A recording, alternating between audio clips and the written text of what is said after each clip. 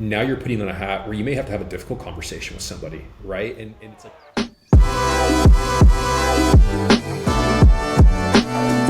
all right, everybody, welcome back to the Runway for Success. I am so excited. Lindsey, welcome to the show. Thank you for having me. I'm excited to be here with you both. I have to say, this episode feels really special. Lindsey and I go way back. We actually went to Florida State together, and we would love to brag about beating Bama this past weekend, but that's actually not why we're here. I always dreamed of the opportunity for our professional paths to cross, but I have to be honest, I never thought that this would happen. So I'm like, my energy is at 100 today for this conversation. Just to give a quick little intro, this is Lindsey DiGiacomo. She's the VP of Business Development at Fortbrand. Her priorities are driving strategic growth, building global partnerships, and helping to shape the future of GSE and airport maintenance equipment. And we are so excited to get to chat with you today. Yep, very excited to be here. Excited to talk about Fortbrand. I'm excited to catch up with you both. And as you mentioned, Michaela, the fact that our careers are crossing finally is something, again, I think we both prayed for and hoped for. And it's exciting now that we get to, kind of see where we can take this. So Lindsey, like, for those of you who don't know, or for those that may not know about your background, like, how did you get into aviation? Kind of to share a little bit about your journey, because you've had a fun one. I have had a fun one. I think it's all about not being scared to do something that you know nothing about, right? So I started out of college in IT, which was not my major, but it was an entry-level job in IT, and it was for sales of thin client terminals, okay? And it was cool. I got to travel to South America. I got an introduction into sales, learned a lot about relationships very early on. But then life brought me, I was living in Philadelphia at the time, working in King of Prussia. And then as life happens and people change and decisions change, you're kind of like, what am I going to do? Is this what I want to do forever? I found myself back in South Florida, and a couple of my girlfriends, granted we're 23 years old, were working at Spirit Airlines. And they're like, you gotta come work for this airline. And I'm like, Spirit? Like, I've heard a little bit about them, and they're like, it's so fun. They're doing so many different things. It's so different from like the legacy airlines and the way they operate.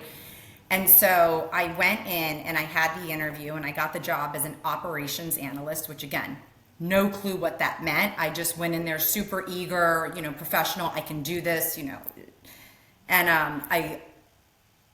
I got the job, and that position set the tone for the past, 15 years of my life. The things I learned at Spirit are invaluable. The people I met have stayed in my life, have stayed through my career, and have been instrumental in so many different aspects. But I was with Spirit, and my boss at the time, he gave me great advice. He said, do you like this industry? And I said, I love this industry. It's fun, it's exciting, it's ever changing. And anybody who knows me, I can't just sit still, so I liked that. With an airline, there were so many different options and ways to grow. And he said, well, no one's ever gonna take you seriously unless you work in the operation. And, first thing is like, what do you mean someone's not gonna take me seriously? You kind of have that bravado, I think, as a young 20 of, you think you're so professional and everybody should take you seriously, but you're talking to somebody with wisdom who's been in the industry. And at that time, I was dating my now husband, and he was from outside of Philadelphia, and it was like, who's gonna move where? What should we do? And my boss gave me the opportunity to open and run the Philadelphia airport for Spirit Airlines.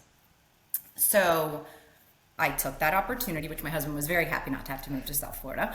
But, and then, so I got to work in the operation, and when you're an operations analyst, or when you're working inside of a cube, you're fed data, right? And you think you know everything, right? Because you're reading numbers, you're making charts, you're saying, well, this should look like this, and why aren't they doing this? You have all these assumptions because you're super smart looking at numbers. When you get in the operation, you go, okay, now I know why. Now I know why we weren't meeting certain KPIs. Now I know why this event, this irregular operation happen, and what the domino effects were of that. So I am forever grateful of the advice of that gentleman telling me to get in the operation. I ran above and below the wing for the airline. It started off 3 flights a day, and we continuously grew. I would have to be on the ramp, and so I learned how to load bags in the belly of an aircraft when we needed help. I learned, what happened with fuel spills. I understood what happened when somebody was parked under your wing. You're not allowed to park under a wing. I started understanding the importance of relationships at the airport when you needed equipment, when something happened to a piece of equipment and it wasn't there for the turn and you had to, beg, borrow, and steal in a sense, but how critical the relationships you built were with the other airlines, with the other ground handlers, and how the community is so important at the airport in relationships. From Spirit, then I went with Aircraft Service International Group, ASIG, which was a ground handling company. And I was with them for a few years, and I did the ground handling side of the operation for the US and Canada. So basically what that is you work with different airlines who don't have their own labor, like they're not servicing their own aircraft. And you bring in the labor, and you also bring in the equipment. And so I got to do that all over the country and Canada, primarily focusing on JFK and Newark, which also huge airports, a lot of learning, and just how different the operation was, how different the airlines were, especially now because I'm dealing with international airlines. So learning how they do business and what is important to them when they come to the States and the way that we service them. And then after I was there for a few years, I got recruited to Xcēd. The funny thing about that was Xcēd is an operating lessor. Okay, so when I first got the phone call, I'm like, thanks, but no thanks. Anybody who knows me knows I should not touch numbers. I shouldn't be near numbers. That is just, it's not who I am. I can talk to anybody. I can be in an operation. I'm good, but I shouldn't be doing leasing type things. And they flew me to Chicago. I met with the entire family, the holding company. They were so gracious and so kind, and they talked more about bringing me in because of my focus on the relationships, the network I had, had been growing over the years, and that I could learn the leasing piece. And it was the greatest, I guess the most vulnerable I've been, because I had no idea I would ever even get into something with the lease word in it. But I allowed myself to be vulnerable. I was extremely open with the fact that this is not something that was familiar to me, but I am forever grateful that they brought me in and they taught me with patience, with grace, and that it became, my family for the past 9.5 years until this past June, which I know we'll get to later, but Xcēd was recently acquired by Fortbrand, which is, where I am today in this role. So that was a very long-winded answer of your question. I'm sorry. No, I mean, that was really awesome, because I think there's so many pieces that someone can take away from,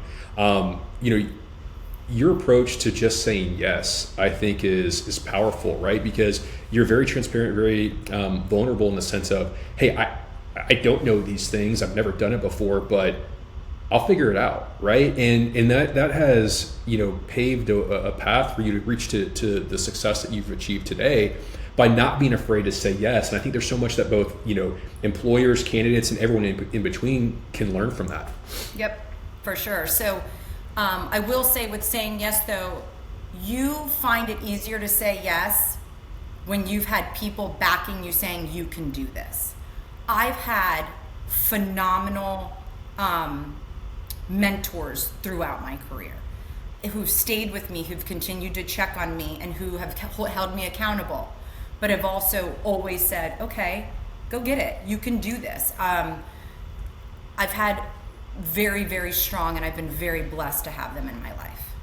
So on that note of mentorship, because I'm curious, the vulnerability and the transparency that you've brought, so it sounds like each of the positions that you've dove in, feet first, head first. I don't know which direction you go when you go all in, but you went all in to all of these opportunities. Are there any mentors that you think also taught you that being vulnerable and being transparent is a critical component for your success, or do you think you just brought that to the table? So I think it's partly who I am. If I'm going to do something, I'm going to do it all the way. I do bring my faith into that a lot. I want always to represent that my love for Jesus comes before everything, and that he wants me to work hard and be the best that I can be at anything. And with him at my back, I'm good, right? And so I always want to make sure I'm glorifying him before anything. With that being said, there's one mentor, his name is Brian Davis, and one of the things, I drive him crazy, okay, he tells me all the time, but one of the things he always loved about me and continues to love about me is I will ask 1,000 questions. I'm the first one to go, I don't know it, I'm confused, no. And when they're like, it's never a dumb question, and people are like, it's like, no, this is probably a dumb question, but I'm going to ask it anyway, right? So it's making sure that, again, you're surrounding yourself with people who are supportive of you and want the best for you. I think it's also when you start distinguishing that, because you will, right, through your life, you'll go, there's people who want the best for me, and then there's people who maybe don't. You stick with those people who have your back and who want the best for you, and you continue to go to them. And again, Brian always says, like, what questions do you have for me today? I still call him with questions. I'm like, I have a question. And he's so gracious to me. But yeah, it's, I think the reason I'm able to say yes and that I'm not afraid is because I know I have my faith and where my foundation is. I also know I've surrounded myself with really good people who can help me because I ask for help. Yeah, that asking for help is so critical. You mentioned something, so Brian, I think you said, is like one of your main mentors who's been with you. We were having a conversation not too long ago about mentors versus sponsors.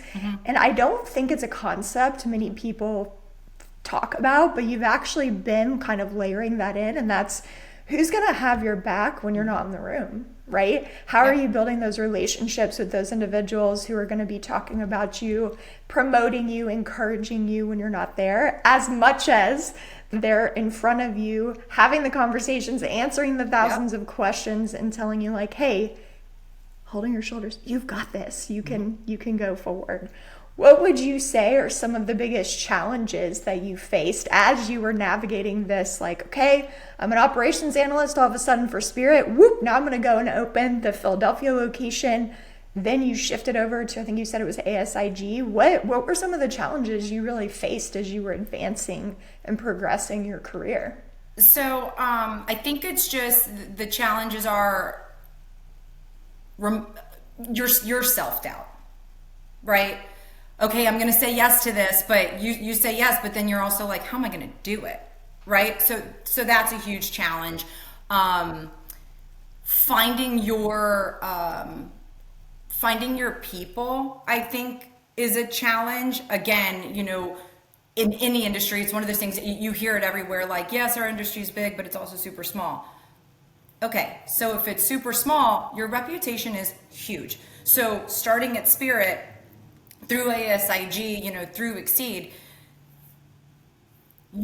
it's very hard to always be on your, I don't want to say on your best behavior, but always great, right? Or always like positive, or always, you always saying the right thing.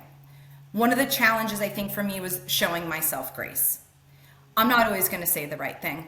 I'm not always going to do the right thing. I'm going to leave meetings and go, what did I just do? Or I can't believe I just said that. And, I don't know everything. You don't know everything going into a new role. You try your best, but I think a challenge is being a little, again, showing yourself a little more grace, allowing for mistakes, making sure you learn from them. But, knowing that you're not always going to get it right. As far as my roles, I think the most challenging thing I ever found was stepping from a colleague to a team leader of that same group of people. That was very difficult. I think when you've worked next to people for years, and then all of a sudden, then one day you're, their peer, and the next day you're their boss, that takes work, that takes humility, that takes accountability. Takes a lot of learning, and it doesn't happen overnight. That, I would say, throughout the past 15 years has been my biggest challenge that I'm continuing to have to learn from every single day. No, I think you're not alone. I mean, like that's one of the most difficult things I think any person could go through, is when you're working shoulder to shoulder and you're having peer-to-peer conversations, to where now you're putting on a hat where you may have to have a difficult conversation with somebody, right? And it's like, how do you navigate that relationship? There's a really great book, The First 90 Days. It's written by Michael Watkins, that talks about anybody's first 90 days, whether it's your first 90 days in a new job, first 90 days in a new role, how you navigate that. And so, that was something that I personally found when I was making that transition from peer to manager to be really beneficial. As you look back, are there any tools, any tips? You mentioned you're still working through that process right now, but anything that you found to be beneficial that would help somebody else?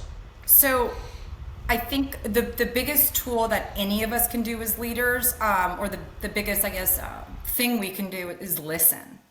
My personality is get it done. Go get it done. I'm going to do it. It's fine. I got it. Take control, get it done. Which, when you're you're just working for yourself, in the sense for sales, that's great. That's the kind of personality you want. You want somebody to go get things done, and sole contributor, if you will. When you go into a leader role, you have to listen, because not everybody, just because people don't operate the same way that you do, doesn't mean they're not operating in a great way. And so it just may not be your way. And I've had to really, again, take accountability with my actions, my words, the way I think, process, and then, deliver information. I've had to really work every day to make sure I'm listening to others and being respectful and honoring someone else's way of doing things. So I think just listening, and not everything that's on the tip of my tongue, I don't need to say in that moment, which is it's a self-control. I think we're constantly doing that as we're growing as adults, as whether it's work or marriage or children or anything. There's so many things right there that and I think the more we can listen as we age and grow wisdom, I think the better off we'll all be in all circumstances. Yeah, I think it's remembering, because sometimes when you're such like a hard charging, get it done kind of person, you think your way is the most efficient, the most effective, simply the best sometimes, right? And it's taking that pause as you transition to that leadership position, or when you're working with your kids. I would imagine this comes up, and saying, okay, the end result needs to be X.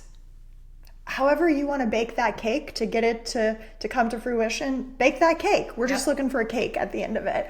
And that's a hard process. It's like letting go. Mm-hmm. Learning to let go, as much as it is learning to listen, that you don't need to pull all the strings. You don't need to put all the ingredients in. You just need to make sure people understand, hey, this is what we're trying to achieve at the end. Does that make sense? Yeah.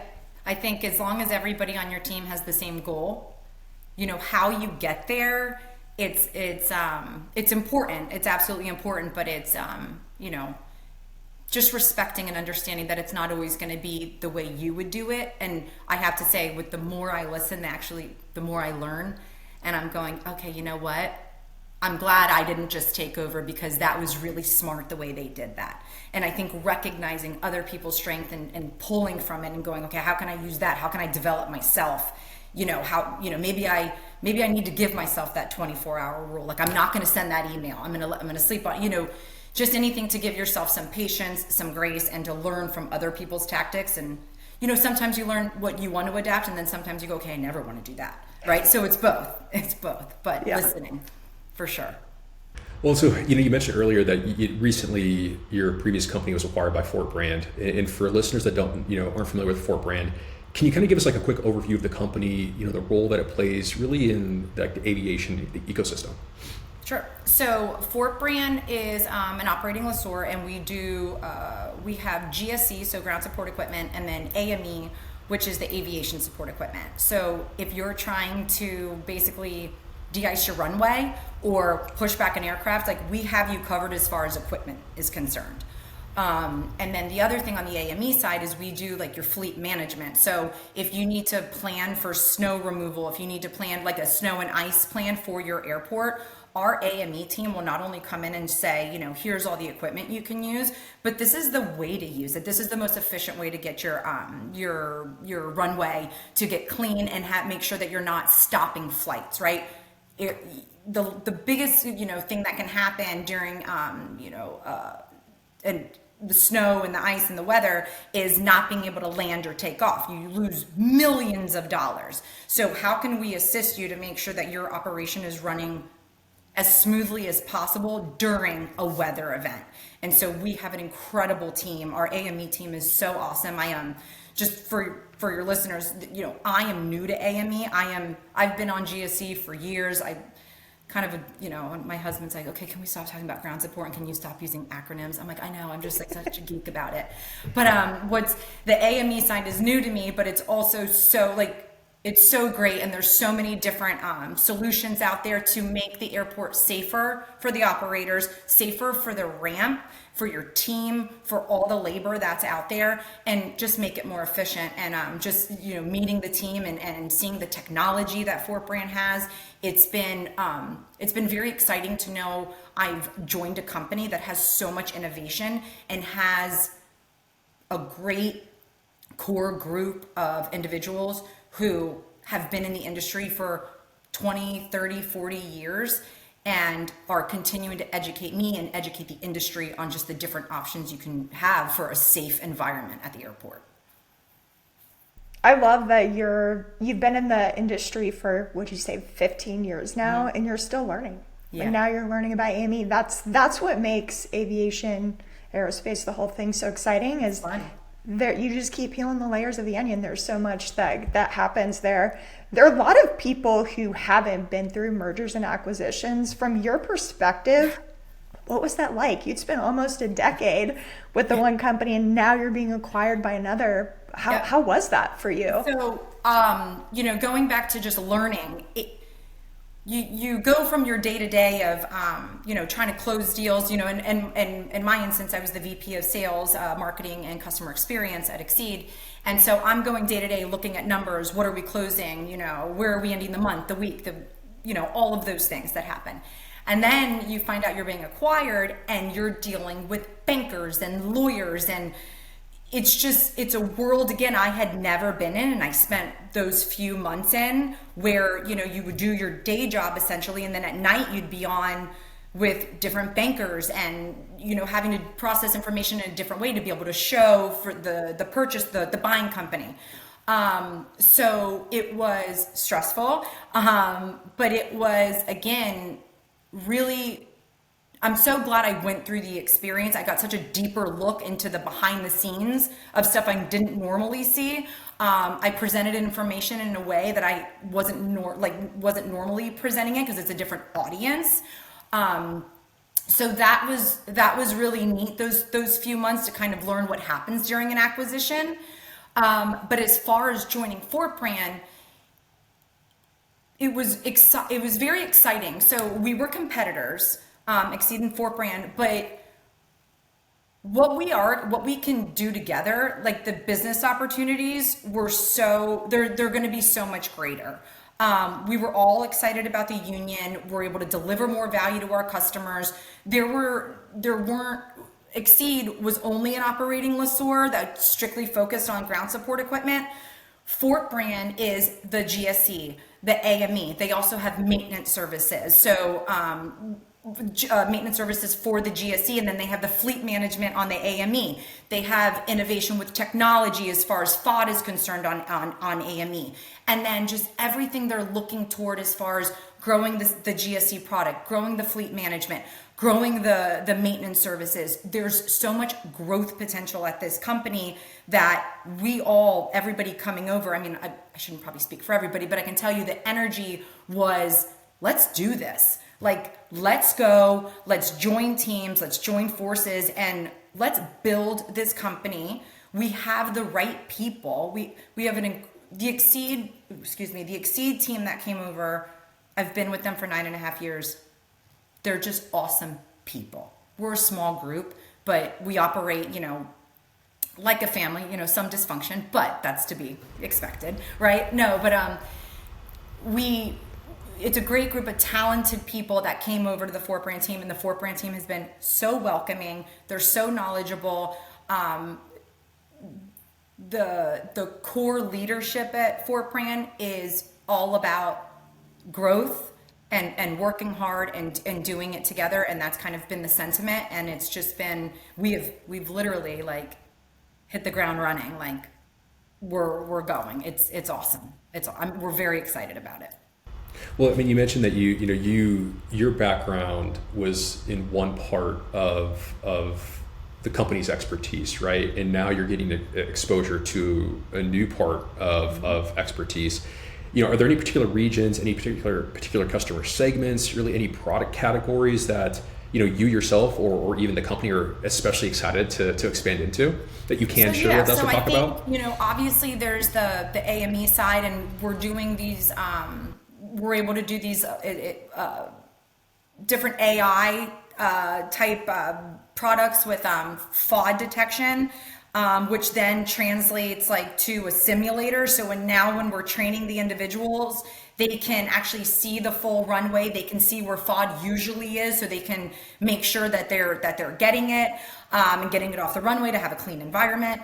The GSE space, so much GSE is GSE, and I say that is you need a pushback to push back the aircraft. You need belt loaders to take off the luggage. Like it's pretty much the same, is going to stay the same. What's cool is that GSE was the same for like 25 years. If you go on any ramp, you're going to have like a 1989 tug, right?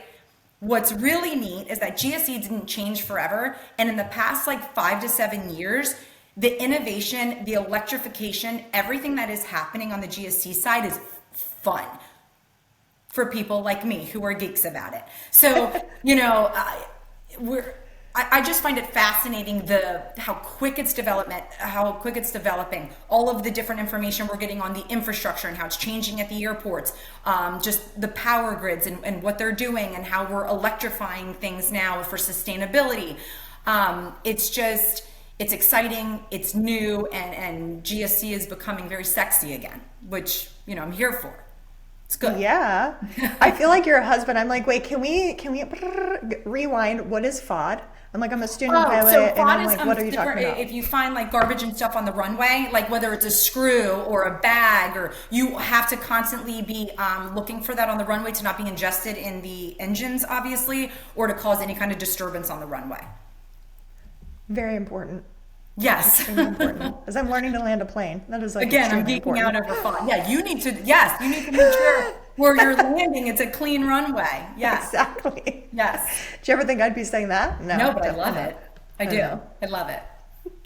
So from your perspective, what would you say are your clients, the operators, like some of your partners, what are their biggest challenges that you're seeing them face in all of this change and advancement? So I think right now, like a lot of industries, that the mechanical support, the mechanics, right? Finding really good, talented mechanics in a certain area. When we're looking to expand our maintenance offerings, whether it's services, shops, it's can we get really talented people? Because going back to what I said at the very beginning, your reputation is everything, right? Whether it's just you or the company you are representing, your reputation means everything. So we don't want to just go and source anybody. We want to source the right people to provide the good job function to make the equipment reliable. And so I think that's tough, is finding skilled mechanics that you can rely on to provide a good service to our customers. It's pretty similar. I mean, that seems to be one of the just overall industry challenges. I mean, we were just speaking recently with a CEO of an MRO facility that focused on business aviation, and the entire business aviation, and specifically on the MRO side, that's one of the biggest challenges that they're facing right now is acquiring talent, specifically on the A&P side, the technician side, mechanic side. What are you seeing, or have you seen anything that the industry is doing right now to overcome this challenge? Like, are you seeing new initiatives? Be curious to kind of hear some boots on the ground perspective. Yeah. So I think there's always the carrot of pay, right? You know, can we pay you more than someone else? But I also think it's just, and I don't think this is necessarily just for aviation, but I think there is more talk about skilled labor and going back and looking back to the American youth and talking more about those specialized jobs. You know, whether it's a plumber, an engineer, a welder, a mechanic. It's not going to be the same.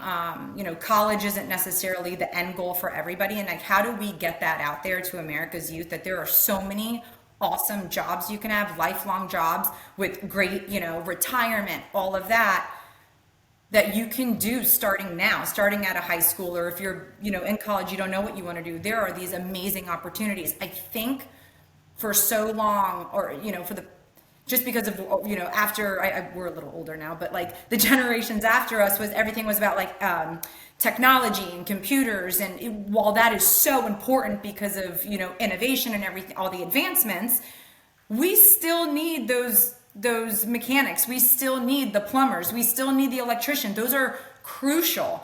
And so I think the more that is advertised, and the more, you know, our industry and all the other industries talk about the importance of that and how those can be lifelong careers, I think that is becoming more and needs to be continuously talked about and, you know, marketed. I was just going to say, you're spot on. I mean, I think back to, I spent a better part of a decade in construction engineering, and we were talking about skilled labor in all of those areas 10 years ago. I mean, it has, as you think about the retiring workforce and people who are entering the workforce, there needs to be more visibility, especially now. There's so much like influencer culture, which is great, and it's a career path that none of us saw coming 20 years ago, right? But these skilled labor positions are going to be stable and steady and great ways to provide for families, and the skill sets that are required to be successful in that. It's awesome because you are dealing with innovation consistently as technology does evolve, like you mentioned. Yep. Well, so, you know, you've made it through this acquisition, right? And when you think about kind of the 3 years into the future, what's the vision for Fortbrand? Like, what's next now? So I think it's just continuing to grow. We did a UK acquisition in 2023. So I think just taking what we do here very well and learning how to do it there, and continuing to grow over there. I believe we're in over 200 airports now. So where can we grow within our current, you know, customer base? What other offerings can we give them? If we're just with the standard operating lease right now, can we add services? You know, how do we just continue to be the leader in the service part? And when I say service, it's not just the maintenance services, but serving the customer. We're providing them with the equipment we need, with the most efficient operational equipment for their runway and for their you know, electrification goals and infrastructure goals, and to make sure we're staying on top of that. But partnering with them and doing it, Fortbrand doesn't want to just be a transaction company. We want to be your partner. We want to be not your partner just in the US, but in Canada and the UK and wherever else we're going to go. So I think it's just, you know, continuing to cultivate those relationships and making sure that we are putting out a product that is reliable and safe at the airports, and then just making sure our people are taken care of and continuing to, you know, nurture those relationships that we build. I love that. So for you, somebody wanting to get into the space, who wants to become a VP of business development, or who simply just wants to chart their own course within aviation, what's one piece of advice that you would give them? I'm going to give them the greatest advice that was given to me by Tony LaFave. That was the gentleman at Spirit who said, get in the operation. Get in the operation, understand what happens and the domino effect when your pushback breaks down and you can't push an aircraft back. What does that do to the passengers? What does that do to the airline? How is OCC looking at that? What does that do financially? When you're in the operation, you gain a lot of empathy for everybody involved trying to turn that aircraft. And I didn't mention this before, and I should have, shame on me, but the gate agents and your rampers, the respect I had for my folks at Spirit, they run the airlines, right? Like your ground crew, they're doing it. They're dealing, whether it's, a crazy passenger or, a delay at the gate, making sure that the ramp crew, making sure to push that air. They are keeping airlines running. They are the ground handlers who are making sure everything is going as smoothly as possible. And I would say to get in the operation and learn about those people and learn about those job functions and understand what happens minute by minute in an airport environment is probably the most you could do for yourself, so that as you want to grow your career, you continue to go back to that and go, I remember what that felt like. I remember being in that situation, because all of those tools will help you make better decisions when I'm meeting with an airline at an airport and I'm saying to them, I know what your main priorities are because I've been there, and I don't want you to deal with delays. It's going to happen, but this is how we're going to try and minimize that delay as much as possible. Or this is why you need reliable equipment, because I've been there. I've felt it. So that would be my advice, is start at the bottom. A lot of people right now want to come in with a college degree and make a lot of money and start at the top. You need wisdom. You need experience. It will serve you so much better, and you'll be better for it. Yeah, I always feel like I had a mentor as well when I started out my career that also talked about the operational knowledge and how critical that is. And so I think way back, just a couple years ago, to the rotation that I took within the industry that I was in at that time, and how instrumental that was in building an awareness to how the hotel runs, how a project gets built, how the operation flows the most efficiently. So yeah, I think that's spot on advice. I love that. Well, so before we wrap up, Lindsey, what is like one thing, whether it's about Fortbrand, about your own personal journey, that you wish more people know or knew? Let me think.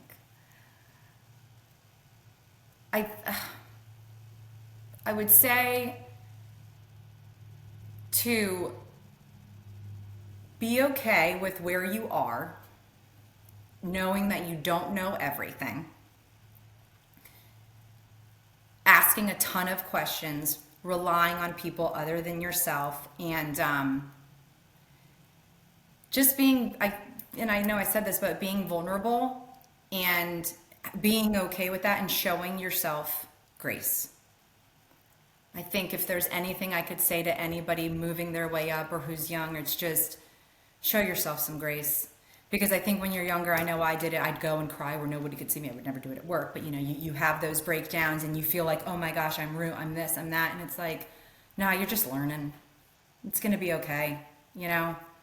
Just show yourself grace and show other people grace.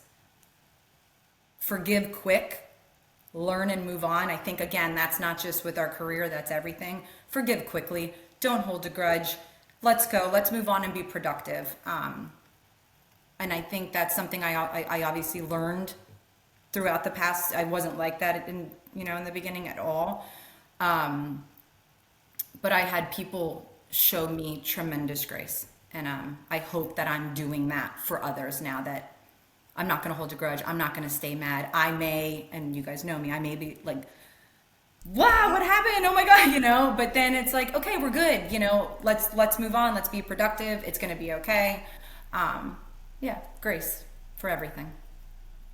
So if people aren't connected with you, they should be, for sure. Maybe I'm a little biased there. Where could people connect with you if they want to learn more about Fortbrand or just follow along on your journey? Yep. So I'm on LinkedIn. I'm very active on LinkedIn, obviously. And then I believe they're adding us to the Fortbrand website. So all of our contact information is on there. But I would say the easiest way for me is LinkedIn. And I'm very, as I mentioned, I'm very active. So I'm always, doing the messages and connecting with people that way. I go to a lot of conferences.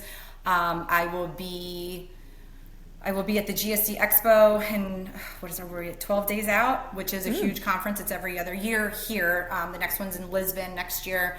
I will be in Panama City at the GHI. And then I'm also attending more AME shows this year. So I'll be at all the shows. I just did my budget. I'm at all the shows. I'm going to be walking everywhere. So. I love it. Yeah.